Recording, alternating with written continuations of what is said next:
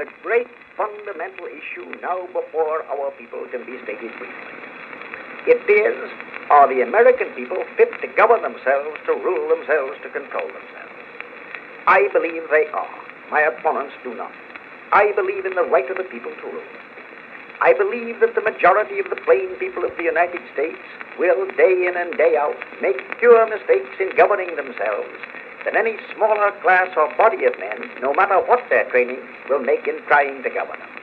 I believe again that the American people are as a whole capable of self-control and of learning by their mistakes.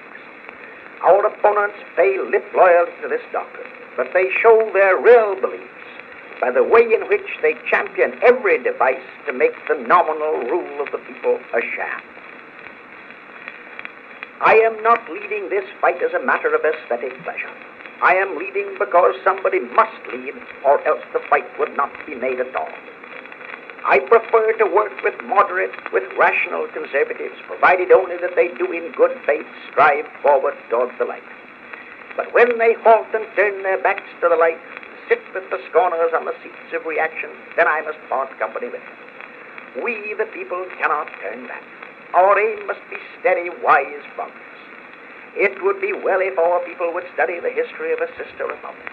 All the woes of France for a century and a quarter have been due to the folly of her people in splitting into the two camps of unreasonable conservatism and unreasonable radicalism. Had pre-revolutionary France listened to men like Turgot and backed them up, all would have gone well.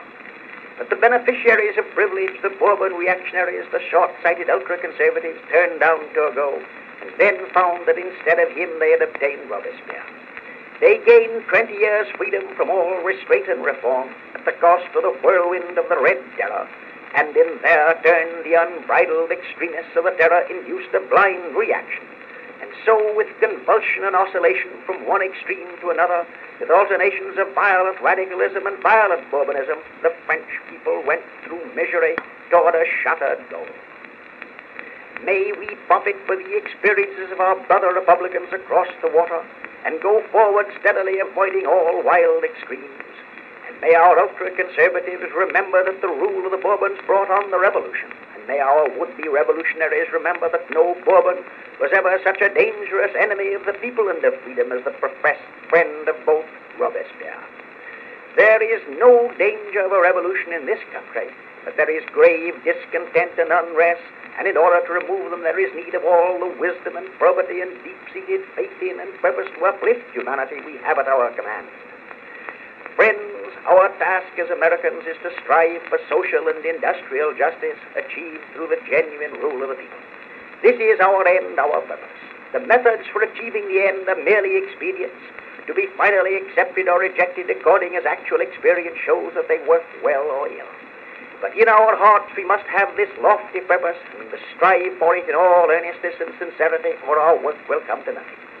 In order to succeed, we need leaders of inspired idealism, leaders to whom are granted great visions, who dream greatly and strive to make their dreams come true, who can kindle the people with the fire from their own burning souls. The leader, for the time being, whoever he may be, is but an instrument to be used until broken and then to be cast aside. And if he is worth his salt, he will care no more when he is broken than a soldier cares when he is sent where his life is forfeit, in order that the victory may be won.